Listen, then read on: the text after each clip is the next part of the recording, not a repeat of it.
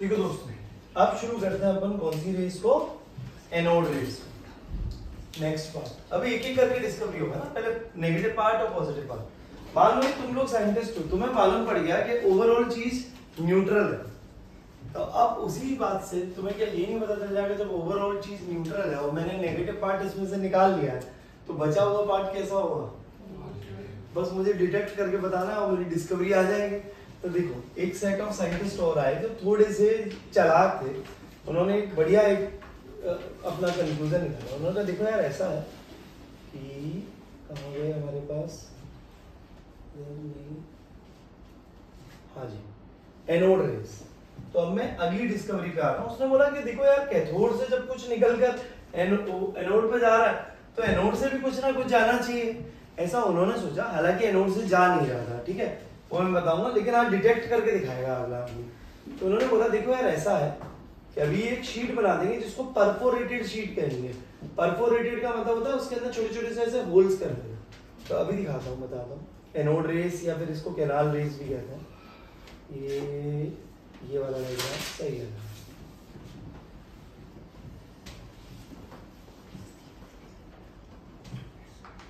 ये एक ऐसा डायग्राम बनाया हमने और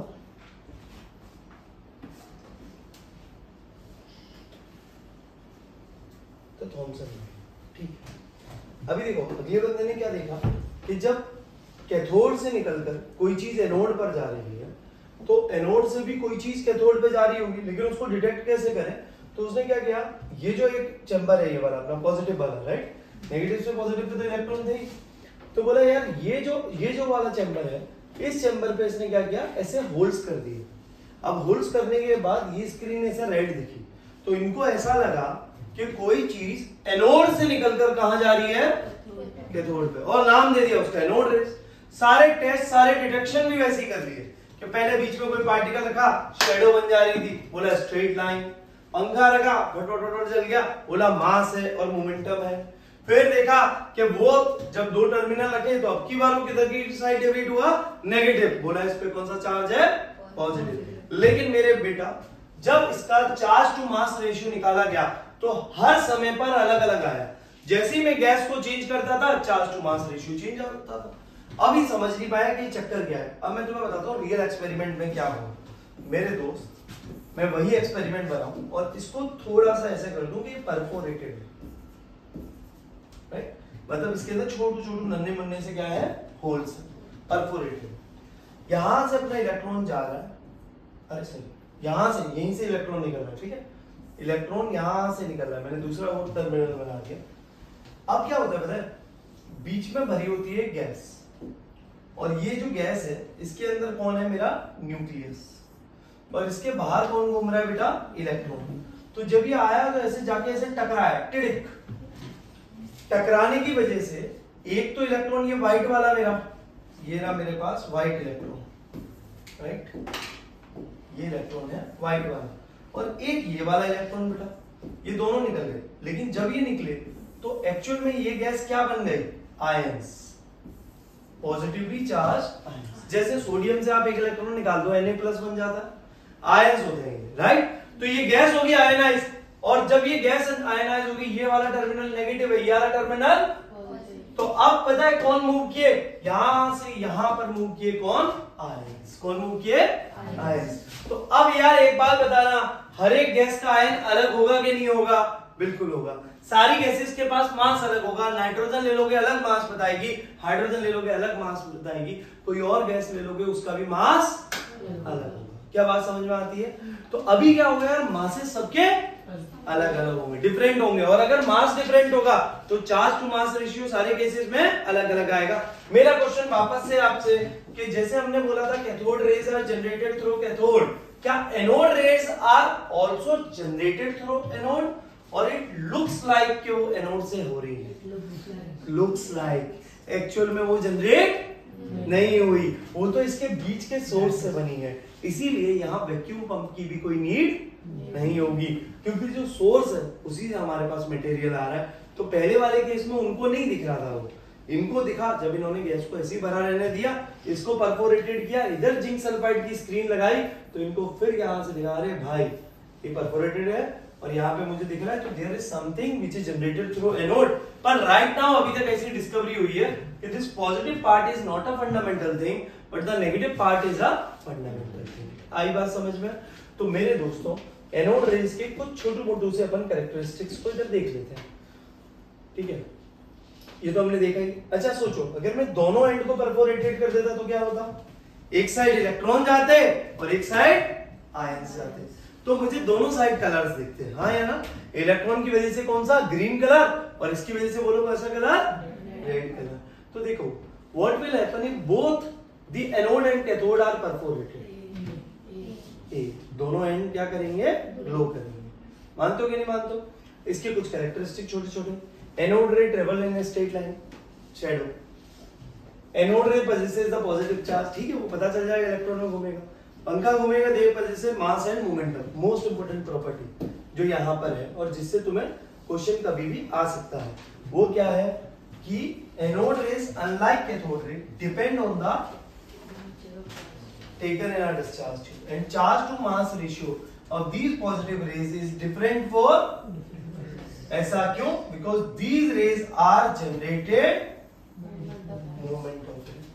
तो ये रेज किसकी वजह से आई है? आयंस के मूवमेंट की वजह से आई है। क्या बात समझ में आती है? अरे बोलो भाई हाँ या ना? तो ये रेज है ना जनरेट नहीं हुई है नोड से, इट लुक्स लाइक। तो अब तक का कंक्लूजन, अगर तुम साइंटिस्ट हो तुम्हें क्या पता चल रहा है? इलेक्ट्रॉन एक ऐसी चीज है जो फंडामेंटल है और पॉजिटिव पार्ट ऐसा है जो अलग अलग है। ऐसा ही कुछ जे थॉमसन ने सोचा और उन्होंने सोचकर अपना एक एटॉमिक मॉडल दे दिया। अभी न्यूट्रॉन तो बहुत लेट डिस्कवरी हुई, इसकी डिस्कवरी 1932 में हुई थी, मतलब सारे मॉडल्स आ जाने के बाद, क्योंकि इस पे जीरो चार्ज होता है ना, डिटेक्ट नहीं हो रहा था इतने आसानी से, वो भी बताऊंगा। लेकिन उससे पहले अच्छा ये भी बता, which of the following statement is incorrect about anode rays? Charge to mass ratio in anode rays constant? नहीं भाई, इट चेंजेस। पहला वाला क्या था? Anode ray travels in a straight line in absence, yes they travel from anode to cathode but they are not generated through anode. ये statement तो correct. They are produced by the ionisation of gas in a discharge tube, ये भी correct. क्या बात समझ में आती है? तो सिर्फ सी ही ऐसा था जो कि मेरे पास इनकरेक्ट ऑप्शन था। तो अभी देखो मैं यहीं पे बता रहा हूं थॉमसन का मॉडल। तो थॉमसन अब तक जो सोचता आ रहा है उसने उसी के बेसिस पर मॉडल दिया। इस मॉडल को अपन छोटी क्लासेस में भी पढ़ते हैं, इसको प्लम बडिंग मॉडल भी कहते हो आप, या फिर इसे वाटरमेलन मॉडल कहते हो, वो ज्यादा अच्छा दिखता है, अपने रियल लाइफ में आप रिलेट करो। तो ये कहता है जो लाल हिस्सा है वाटरमेलन का वो तो है पॉजिटिव वाला पार्ट, और उसमें ये जो सीड्स है ये क्या है? Negative charge. बोला सीड सारे वाटरमेलन की सेम है, वो सारी सीड है, सबसे वाटरमेलन बना सकते हो, पर रेड हिस्सा सबका अलग अलग है। तो ये कहता है ये रेड हिस्सा ये सारा अलग है, और इसके हिसाब से एटम कैसा होता है, जो कि एक्चुअल में नहीं होता, अभी अपन उसको प्रूव कर देंगे। तो एटम ऐसा होता है सॉलिड पॉजिटिव बॉल होती है पॉजिटिव चार्ज की, और उसमें ऐसे नेगेटिव चार्ज बिखरे हुए होते हैं। तो अब एक बात बताना, ये अगर एक पॉजिटिव चार्ज की बॉल है तो इसके ऊपर अगर मैं एक पॉजिटिव चार्ज को हिट करूं तो क्या होगा? रिपल्शन, और सारे पॉजिटिव पार्ट वापस आ जाने चाहिए। तो उस पर अपनी नई डिस्कवरी होगी। क्या बात समझ में आई? पहले एनोड रेज क्लियर है। अब यूं एनोड रेज हुआ तो इसी के अंदर, इसी टॉपिक के अंदर मैं आपका एक और पार्ट कर देता हूं जिसे मैं कहता हूं डिस्कवरी ऑफ न्यूट्रॉन्स। 2 मिनट लगेंगे न्यूट्रॉन्स की डिस्कवरी में। देखो न्यूट्रॉन की हालांकि डिस्कवरी बहुत, ये सारे एटॉमिक मॉडल आ जाने के बाद हुई, मतलब बहुत लेटर ऑन हुई थी, जब कभी न्यूट्रॉन ढूंढे गए। उसका मेन कारण ये है क्योंकि वो डिस्कवरी नहीं होता था, ढूंढा ही नहीं जाता था। तो अब जरा छोटी छोटी सी बातें करते हैं न्यूट्रॉन की डिस्कवरी के लिए क्या किया इन्होंने। यार एक पार्टिकल है जिसको हम कहते हैं अल्फा पार्टिकल। क्या आप लोग जानते हो अल्फा पार्टिकल क्या होता है? हीलियम का न्यूक्लियस, He2 और 4, ये होती है हीलियम। ठीक है, देखो यहां दिख रही है आपको कौन? आपकी हीलियम। इधर लेके आता हूं पहले।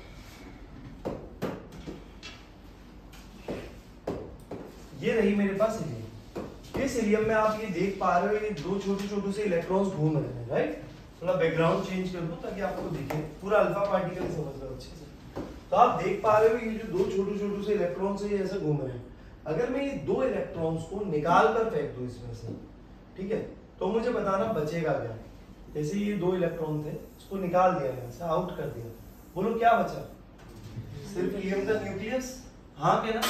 ये जो हीलियम का न्यूक्लियस बच जाता है इसी को हम क्या कहते हैं, alpha particle. Radio active materials इसको इमिट करते हैं। इन्होंने क्या किया, एक अल्फा पार्टिकल लिया दोस्त, ठीक है, इसको अब बता देते हैं यहाँ से। अल्फा पार्टिकल लिया, अल्फा पार्टिकल को हम एक और नाम देते हैं डबली आयोनाइज्ड हीलियम। हीलियम के दोनों इलेक्ट्रॉन्स को निकाल दिया, तो ये लिया हीलियम और इसका 2+ चार्ज, राइट। इसको हमने कौन सा नाम दिया बेटा, अल्फा पार्टिकल। इधर इधर रख देते हैं ना। अब सुनो, बेरिलियम के ऊपर 4 और 9 था, इस पे हिट किया गया अल्फा पार्टिकल। एक बात बताओ, नीचे के दोनों सम करो, कितना आ रहा है 6। उसको परीक्षित इसको बंद कर देना, कितना आ रहा है 6 किसका एटॉमिक नंबर है, बोलो। कार्बन का मास नंबर कितना होता है 12। तो इसने क्या किया 6 और ये 12 बन गया ना कार्बन। लेकिन अब आप ऊपर का देखोगे तो ऊपर का बराबर नहीं होगा, ये कितना होगा 30। तो एक पार्टिकल ऐसे न्यूक्लियस के अंदर हिट किया अल्फा पार्टिकल को, तो एक पार्टिकल एक्स्ट्रा ऐसे इमिट होना शुरू हो गए, जिन पार्टिकल को हमने क्या बोला, न्यूट्रॉन। क्या नाम बोला बेटा, न्यूट्रॉन। क्योंकि मैंने ये डिटेल बताई है तो मेरा एक अगला क्वेश्चन इस चीज को लेकर आएगा थोड़ी देर बाद, वो होगा प्रोटॉन और इन सबके मास और चार्जेस के ऊपर। एक बात बताता हूं, अगर मैंने यहाँ प्रोटॉन रखा तो प्रोटॉन और इलेक्ट्रॉन का चार्ज सेम होता है, E और E। मास की बात करूं तो ये मेरे पास है न्यूट्रॉन, इस पे चार्ज क्या होता है 0। ये तो रहे इसके चार्ज, और ये रहा मेरे पास क्या बेटा, मास। तो मास ऑफ प्रोटॉन को मान लो मैं MP बोलूं, ठीक है। मास ऑफ इलेक्ट्रॉन को क्या बोलूंगा, जो भी मेरे पास MP है डिवाइडेड बाय न्यूट्रॉन का भी मैंने मास MP बोल दिया, दोनों का बराबर है। ऐसे ही अगर मुझे कोई यहाँ अल्फा पार्टिकल दे देता था तो बताओ इस पे क्या चार्ज होता था, बोलो। अल्फा पार्टिकल पे क्या चार्ज होगा, कितने इलेक्ट्रॉन निकल गए 2, बचे कितने प्रोटॉन 2 ना। अरे अभी तो तुमको दिखाया था अल्फा पार्टिकल की शक्ल, यार तुम ऐसे क्यों कर रहे हो, आसान है बिल्कुल एकदम सिंपल। ये देख, ये रहा मेरे पास, इसके 2 इलेक्ट्रॉन निकाल दिए, बोलो अंदर कितना चार्ज बच रहा है 2। तो इसका चार्ज क्या होगा बेटे 2। इसका मास क्या होगा बताओ, अल्फा पार्टिकल में है कौन, 2 प्रोटॉन है और 2 न्यूट्रॉन, यही आ गया ना प्रोटॉन और न्यूट्रॉन। तो 4 प्रोटॉन और न्यूट्रॉन हो गए, मतलब इन टोटल 4। तो 4 multiplied by mass of 1 proton. Yes, अरे बोलो भाई, 4 लोग है ना इसमें, एक का आइटम का इतना मास था, 4 का कितना होगा 4 इंटू दिस। क्या बात क्लियर है, इसके ऊपर एक क्वेश्चन आएगा आपका, तो वो क्वेश्चन भी अभी निपटाए ना, हाँ फिर उसके बाद देखा पड़ेगा, ये थोड़ी देर बाद करते हैं। चलो वाला क्वेश्चन, तब तक अब आप क्या कर सकते हैं, इस पार्ट को लिख लो। ये रहा मेरे पास एनोड रेज, तो एनोड रेज की प्रॉपर्टी लिख ली है, समझ गए कि नहीं समझे बच्चों, डन। क्या हुआ, कैसे हुआ। अब शुरू करते हैं अपन कौन सा model, Rutherford atomic model. Next model है, एक्चुअल में रदरफोर्ड एक एक्सपेरिमेंट कर रहे थे, और देखो बहुत लॉजिकल एक्सपेरिमेंट है और बहुत सीधी सी बात है। अकॉर्डिंग टू जे थॉमसन, तो जे थॉमसन क्या कहता है, एटम है ये, राइट। और मुझे ये बताइए कि जो एटम है उस पर कौन सा चार्ज होगा बेटा, पॉजिटिव। ऐसा जे थॉमसन का मॉडल था ना, और उसके अंदर एम्बेडेड कौन है, छोटू छोटू नन्नू मन्नू से इलेक्ट्रॉन्स, राइट। और ये सारे इलेक्ट्रॉन्स एक जैसे हैं। लॉजिक की बात ये है कि अगर एक पॉजिटिव वाला कोई भी पार्टिकल इस पर हिट करेगा तो कायदे से होना क्या चाहिए था, सारे के सारे एकदम से बाउंस बैक कर जाने चाहिए, राइट। यही था ना सिंपल सी कहानी, लेकिन ऐसा हुआ नहीं। तो पता क्या हुआ, बताता हूं मैं। जब यहां से हमारे पास रदरफोर्ड ने मॉडल देने से पहले एक एक्सपेरिमेंट किया, गोल्ड की फॉइल ली और उस फॉइल पे अल्फा पार्टिकल, बोलो अल्फा पार्टिकल पर चार्ज क्या होता है, पॉजिटिव। तो जब अल्फा पार्टिकल को हिट किया गया तो ऑलमोस्ट सारे के सारे अल्फा पार्टिकल ऐसे पास हो गए एकदम से। दिमाग खराब, तो यार अल्फा पार्टिकल सारे के सारे पास हो गए, मतलब अगर ये पॉजिटिव चार्ज होता तो सारे के सारे हो जाने चाहिए थे क्या बाउंस बैक। तो बाउंस बैक नहीं होने से तो ऐसा लगता है कि ये एटम पूरा का पूरा कैसा है, खोखला है, खाली है। मैं इस एटम को अच्छे से समझाने के लिए तुमको एक पिक्चर भी दिखाता हूँ इसमें एटम की, है ना। एक एटम की पिक्चर से अपन समझेंगे। पहले मैं दिखाऊं, देखो एक्चुअल में कैसा, यहां से जैसे ये अल्फा पार्टिकल को भेजा है तो ये जाएंगे इधर से अल्फा पार्टिकल्स, ये एक रेडियो एक्टिव मटेरियल है जिससे अल्फा पार्टिकल हिट करने वाला है, राइट। और ये गोल्ड की फॉइल है अपनी, ये वाली गोल्ड की फॉइल है। तो इस फॉइल पे हिट किया, कायदे से होना क्या चाहिए था कि एटम जो है वो तो कैसा है, पूरा पॉजिटिव वाला है, अल्फा पार्टिकल को जाना ही नहीं चाहिए था और सारे के सारे अल्फा पार्टिकल को क्या आ जाना चाहिए था, वापस ये रेडियो एक्टिव मटेरियल से। देखो ये जा रही है रेस, पर हो क्या रहा है यार, देखो ऑलमोस्ट सारी रेस पास हो गई, कुछ रेस थोड़ी थोड़ी डिफ्लेक्ट हुई, कुछ ऐसे एंगल पे भी हुई, और एक आधी कोई ऐसी रे है जो कि बाउंस बैक की। ये तो मेन एक्सपेरिमेंट हुआ। अब इस एक्सपेरिमेंट को जरा ढंग से आपको समझाता हूं, जरा ये सोचो, इसको अगर ठीक से समझना है तो अपन एक एटम को समझ के चलते हैं बस।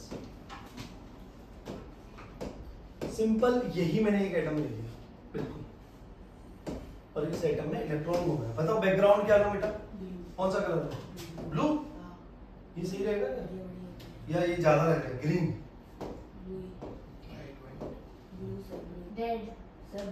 अब रेड ये ठीक है ना, ठीक है थोड़ा लाइट है। ये मैंने एक सच्चा एटम ले लिया आपके सामने, जो एटम ऐसा दिख रहा है एकदम मस्त। यहां से अपन अल्फा पार्टिकल हिट करने वाला है। अच्छा इधर क्या होगी, जिंक सल्फाइड की स्क्रीन है पूरी जो लगी हुई है। जिंक सल्फाइड की स्क्रीन, ये वही स्क्रीन है जिस पर जब भी कोई पार्टिकल पड़ेगा तो ये चमकेगी, है ना। तो चमकेगी तो मुझे पता चल जाएगा कि कोई पार्टिकल आया, राइट। अब क्या हुआ, यहां से मैंने पार्टिकल हिट किए और ये पार्टिकल्स रेड कलर के बनाते हैं, तो पता क्या है, ऑलमोस्ट हर जगह लाइट जलने लग गई एकदम सीधी सीधी। यार इससे तुम्हें क्या पता चल रहा है, अगर एटम सॉलिड पॉजिटिव बॉल होता तो क्या ऐसी लाइट जलती क्या, नहीं, एकदम से मतलब सारी वापस आ जानी चाहिए थी, पर ऐसा हुआ नहीं। तो पहला इन्होंने कंक्लूजन दिया कि एटम इज ऑलमोस्ट एम्प्टी, खाली है, खोखला है एटम, ठीक है। तो एटम क्या पूरा का पूरा एम्प्टी स्पेस है, तभी तो सारे के सारे पार्टिकल्स पास हो गए। 20,000 में से कोई ऐसा पार्टिकल था, क्योंकि एक जगह क्या था, हमेशा डार्क स्पॉट बना हुआ, कभी कोई लाइट नहीं जली, तो 20,000 में से कोई एक पार्टिकल बाउंस बैक कर रहा था। यानी कि ये भी समझ में आया कि there is some positive charge, but the positive charge is concentrated in a very small volume and that volume is known as nucleus। क्या नाम दिया, न्यूक्लियस। अच्छा ये भी मालूम पड़ा, कुछ पार्टिकल्स ऐसे थे जो थोड़े से स्कैटर्ड थे एंगल पे, जैसे अभी तुमने एक्सपेरिमेंट में देखा था ना, ये क्यों होंगे रे, इधर न्यूक्लियस है, न्यूक्लियस से रिपेल किए, पर ये लाइट भी कंटीन्यूअस थी, ऐसा नहीं कि जल रही गुजर गई है, तो इससे शेप का अनुमान हुआ। तो बोला यार ये स्कैटर्ड है, न्यूक्लियस इज कंसंट्रेटेड। अब पता क्या है, अब तुम सोचना, देखो कुछ ऐसा हुआ, जैसे तुमने कई बार कई रेस्टोरेंट में, शादियों में ऐसी लाइट जलती हुई देखी हुई, टक टक टक टक ट्रेवल करती है, कुछ ऐसा ही नजारा यहाँ पे, टक टक टक टक टक टक टक टक टक टक टक टक टक टक टक ऐसे जल रही है, यहाँ जल रही है, बुझ रही, जल रही है, बुझ रही है, समझ रहे हो बात को। ये देख, जैसे इसे मैं इसी कलर से चल बताता हूँ, राइट से ऐसे ट्रेवल कर रही है। यार ये क्यों हो रहा होगा, कुछ अनुमान लगाओ। इस अनुमान से इन्होंने तो ये अनुमान लगा दिया कि इलेक्ट्रॉन घूमता रहता होगा, तुम बताओ ऐसा क्यों हो रहा होगा। चार्ज की, देख ये इलेक्ट्रॉन ट्रेवल कर रहा है, देखना अभी अल्फा इधर आएगा, अल्फा इसको अट्रैक्ट किया, इधर किया, इधर किया, इधर किया, इधर किया, इधर किया, इसके पीछे पीछे घूम रहा है कि नहीं घूम रहा है, अट्रैक्ट करते करते। तो लाइट बार बार वेरिएबल है, कभी इधर की जल रही, कभी इधर की जल रही, कभी इधर की जल रही। इससे इन्होंने क्या कंक्लूजन किया, there is some electron which is revolving around the nucleus. इन्होंने गोल्ड की फॉइल ली, उसका एक कारण था कि gold is the most malleable compound, जो मोस्ट मेल्यूएबल कंपाउंड होती है उसकी एकदम थिन शीट बनाई जा सकती है। तो आइए छोटी छोटी सी इसकी ऑब्जर्वेशन और कंक्लूजन से आपकी बात शुरू करते हैं। ये देखिए मेरे दोस्त, समझा ना पूरा एक्सपेरिमेंट क्या हो रहा था। तुम भी बता सकते हो कि एटम अब कैसा है एक्चुअल में। तुमने देखा यार सारी लाइट जा रही है, एटम खाली है, पहली बार। एक बहुत थोड़ी सी लाइट बाउंस बैक कर रही है, मतलब there is some positive charge which is concentrated, वो तो पूरा मॉडल ही बेकार हो गया वाला, पुराना वाला।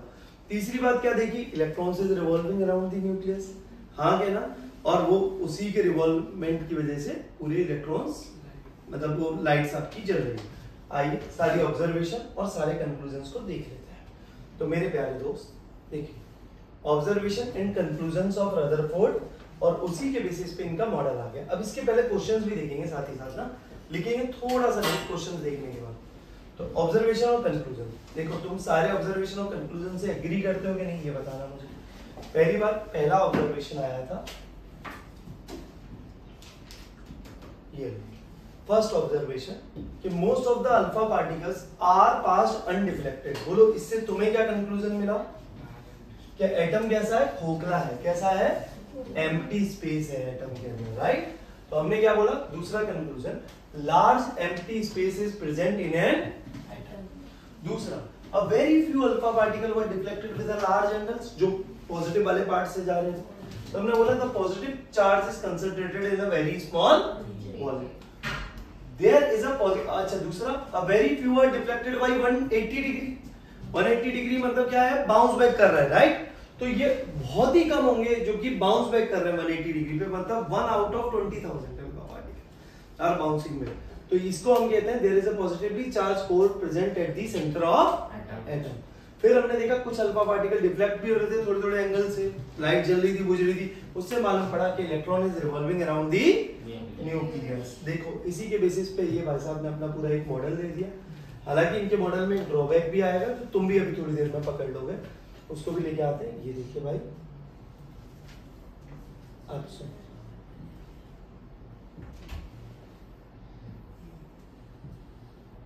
in an atom the mass and positive charge are centrally located in an extremely small region, and that region is known as nucleus. क्या नाम दिया उसे?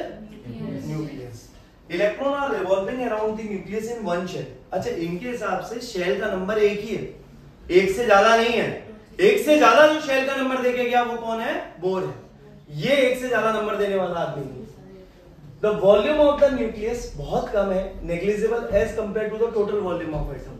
तो volume of atoms के सामने बिल्कुल negligible है। रेडियस में निकाल के गया अगला बंदा कि radius of atom on nucleus is about 10 raised to power -10 metre, जिसको अगर सेंटीमीटर में लिखूं तो 10 raised to power -8 सेंटीमीटर, या फिर 10 raised to power -15 मीटर, जिसको सेंटीमीटर में लिखूं तो 10 raised to power -13 सेंटीमीटर। ये इनका मॉडल था पूरा का पूरा। हालांकि अपने मॉडल में फंसेंगे भी, इनके फंसने की बात करते हैं, लेकिन उससे पहले क्या करते हैं, इनके ऊपर कुछ क्वेश्चंस देख लेते हैं। तो ये आपकी जैसे डीपीपी है, ये आपको असाइनमेंट नंबर 1 ही जो मिलेगा मेरे ख्याल से। देखो पहले वाले का तो तुम आंसर बता ही दोगे, ये तो पहले ही अभी 2 मिनट पहले ही करा दिया था। डी। इसके दूसरे वाले का D. What will happen if both anode and A? Which of the following statement is incorrect for the anode rays? C. Limitation of Thomson model, चलो बताओ सर फोर्थ का क्या आंसर है? सी या D? Charge to mass ratio C incorrect है ना? हाँ। फिर which of the following statement about is a limitation of Thomson atomic model? क्या वो इलेक्ट्रिकल न्यूट्रलिटी नहीं बता पाया? बताया बे, उसने तो बोला ना नेगेटिव और पॉजिटिव है। Not consistent with the later experiment, जो रदरफोर्ड ने एक्सपेरिमेंट किया उसके साथ ये एग्री नहीं करता, क्योंकि अगर उसका मॉडल सच मानो तो सारे पार्टिकल वापस आने चाहिए थे। यस, लेकिन ऐसा नहीं हुआ। दूसरी बात, the model could not explain the existence of electron. Electron के एग्जिस्टेंस को नहीं बताया। अरे बिल्कुल बताया यार, वहीं से तो वो निर्धारित था। तो इसमें गलत स्टेटमेंट कौन सा है? बी। समझ गए कि नहीं समझे? डिस्चार्ज ट्यूब एक्सपेरिमेंट थॉमसन ने किया था, बोलो उसका आंसर क्या है? Matter contains electrons. इलेक्ट्रॉन्स को खोजा था, प्रोटॉन तो किसी ने इनमें से खोजा ही। चलो अब वो करते हैं रदरफोर्ड वाले। क्वेश्चन नंबर 18 का आंसर बता। चलो एक काम करता हूँ, इसको मैं उधर लेके डिस्प्ले कर देता हूँ बोर्ड।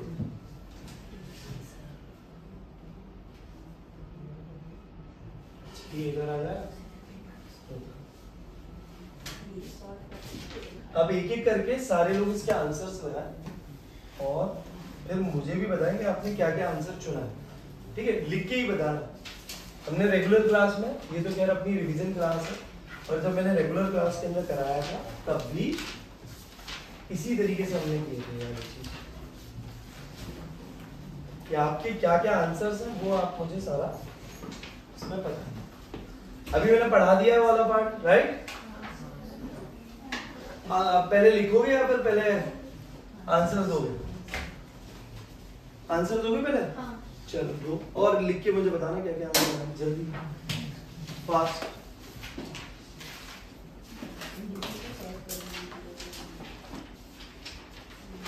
सॉल्व कर रखी डीपीपी तूने? Very good. ये जितने भी क्वेश्चन से एक बार हम मैं सॉल्व करा देता हूँ, तुमने तुम्हारे एंड पे कर लिए होंगे, है ना? अब जरा चेक करते हैं क्वेश्चन। पहले वाले का आंसर डी, क्योंकि helium nuclei is alpha particle. 4 बार हमने कोई बात नहीं।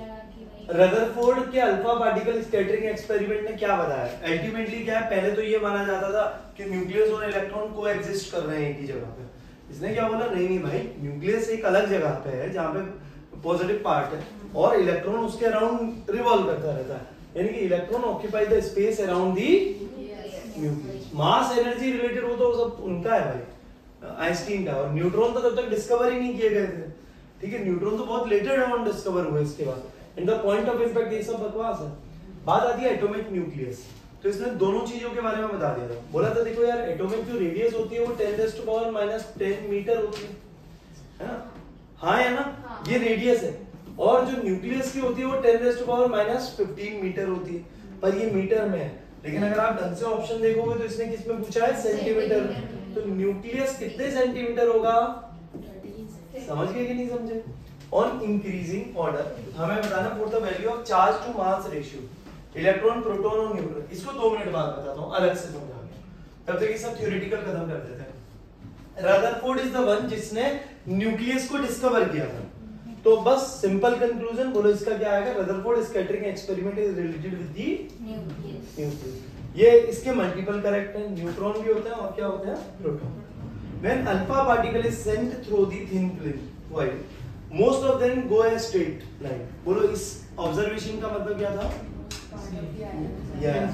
empty space। तो इससे मालूम पड़ा था कि कैसा स्पेस था? empty। ये किन लोगों का आया? 21st वाला कितने लोगों का आया? ये तुम लोगों को आया। कौन सा ऑप्शन आया बताओ? डी इसका करेक्ट आंसर है। बाकी जिनको नहीं आया उनको अब मैं समझाओ उनसे। यही ले लेते हैं इसको। ये भी जेई में आया हुआ क्वेश्चन है। जेई के, नीट के, सब जितने भी पीवाई क्यूज होंगे साथ के साथ ही लगाते जाएंगे। इधर आप the increasing order of the value of charge to mass ratio for electron, proton and neutron and alpha particle case. पहले मैं क्या करता हूँ, सबकी वैल्यूज लिख देता हूँ। जो सही आंसर है उसी तरह से ले लेता हूँ। न्यूट्रॉन लिया, अल्फा लिया, प्रोटॉन लिया और इलेक्ट्रॉन लिया। सबके लिए चार्ज निकालो। इसका चार्ज होता है 0। बोलो अल्फा का चार्ज कितना आया था? थोड़ी देर पहले दिया था, बोलो। चार्ज यार 2 electron, charge of electron. Proton का चार्ज क्या होता है? इलेक्ट्रॉन के चार्ज के बराबर। और इलेक्ट्रॉन का चार्ज ही है। अच्छा एक बात और बता दो, ये जो एक इलेक्ट्रॉन का चार्ज है ना, charge on 1 electron, charge on 1 electron, इसकी वैल्यू होती है 1.6 इंटू 10⁻⁻19 कूलम। ये भी ऐसे ही बता दें डेटा के लिए। अब ध्यान से सुनो, मास की बात करता हूं। इसका मास न्यूट्रॉन प्रोटॉन का बराबर होता है mp, लिख सकता हूं। हाँ या ना? अल्फा पार्टिकल का क्या होता है? प्रोटॉन का क्या होता है? mp। इलेक्ट्रॉन का मास निकालो तो यस mp अपॉन 1840। अब मुझे क्या करना है? q मतलब चार्ज, m माने मास, चार्ज टू मास करना है। पहले वाले का कितना है? 0। दूसरे वाले का आया E/2mp। मानते हो कि नहीं मानते हो? तीसरे वाले का आया E/mp और चौथे वाले का डिवाइड करूंगा तो 1840 E/mp। बोलो सबसे ज्यादा किसका? इसका। इसीलिए मेरे पास ऑप्शन नंबर कौन सा गया? क्या बात क्लियर है? अभी भी किया था ये, बस तुमको डिवाइड करना है। समझे कि नहीं समझे? हाँ कहना। अरे बोलो भाई, जाफर जी पक्का समझा? बोलो भाई, आर्यन बाबू, उर्दू। चल आप क्या करते हैं? ये रहा आपके पास मॉडल। अब तुम क्या थोड़ा सा समझने के बाद लिखोगे तो चीजें तुमको याद भी रहेंगी क्वेश्चंस के बाद। इधर आते हैं, इसको थोड़ा सा स्ट्रेट करो और अब हम रदरफोर्ड एटॉमिक मॉडल कर लेते हैं, फिर एक छोटा सा आपका ब्रेक करेंगे और ब्रेक के बाद बात नहीं अभी ब्रेक नहीं करेंगे, एक और चीज भी करनी है। चलो उसको भी इसी के साथ ले आता हूँ। यहीं पे रदरफोर्ड का छोटा सा एक्सेप्शन याद है। देखो पहली बात तो रदरफोर्ड का एक्सेप्शन भी इसी के मॉडल से निकल कर आया। रदरफोर्ड भाई साहब क्या बोल के गए, एक ही इलेक्ट्रॉन मतलब एक ही शेल है। आप सोचो एक इलेक्ट्रॉन डाला, 2 डाले, 3 डाले, ठीक है। एक समय के बाद जब एक ही शेल में आप ज्यादा इलेक्ट्रॉन्स डालने लग जाओगे तो इलेक्ट्रॉन्स के बीच में क्या होगा, रिपल्शन, शेल का साइज बढ़ेगा। शेल का साइज बढ़ेगा, 2 फोर्सेस एक दूसरे को बैलेंस नहीं करेंगे, इलेक्ट्रॉन गोल गोल घूम घूम के चला जाएगा। इसको मैक्सवेल ने भी बताया।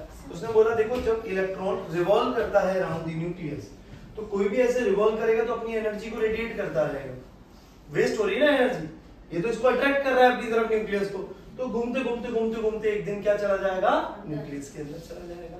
तो इस हिसाब से तो एटम वहीं पे पहुंच गया जो कि अपने पास कौन था बेटा, थॉमसन के मॉडल में। समझे कि नहीं समझे? तो ये तो एक ड्रॉबैक बन गया। अच्छा अब अगला वाला इसको कैसे एनकाउंटर करेगा, वो बोलेगा एक शेल नहीं है भाई, there is limited number of electrons, और हर शेल में उसी शेल के अंदर इलेक्ट्रॉन्स आ सकते हैं जिस शेल में क्या हो, दो फोर्सेस लगेंगी। जैसे अर्थ रिवॉल्व करती है अराउंड द सन तो 2 फोर्सेस होती हैं, एक अंदर की लगने वाली और एक बाहर की लगने वाली, दोनों एक दूसरे को क्या कर देती है, बैलेंस आउट। लेकिन इनके केस में ये फंसे हुए थे। दूसरी चीज आती है हाइड्रोजन का स्पेक्ट्रम, वो हमको अभी नहीं समझेगा, जब हम बोर एटॉमिक मॉडल करेंगे तब हमको समझेगा कौन सा मॉडल, हाइड्रोजन का स्पेक्ट्रम। बात समझ में आई?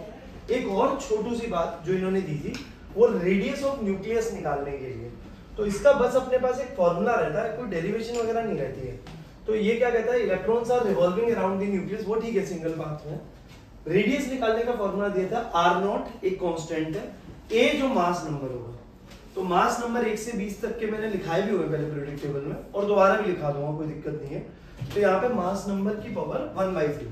सर r0 की वैल्यू क्या है, इनके हिसाब से वेरिएबल थी 1.1 से लेके into 10⁻⁻15 मीटर से इतना। हम कैलकुलेशन के लिए क्या लें, तो हम कैलकुलेशन के लिए लेंगे 1.3 into 10⁻⁻13, थोड़ा जल्दी सॉल्व हो जाएगा। आप जब डीपीपी सॉल्व करोगे तो आपको ये क्वेश्चन भी दिखेगा, था क्या ये डीपीपी में या नहीं, शायद दूसरी वाली डीपीपी में डलवा देगा। ये एनर्जी हो गया, इलेक्ट्रॉन्स हो गए, एनर्जी फ्रीक्वेंसी, सेकंड डिवीजन का जाएगा।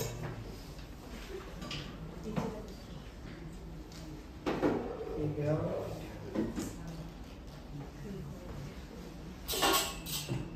शायद दूसरी डीपीपी के अंदर है पर मिल जाएगा आपको।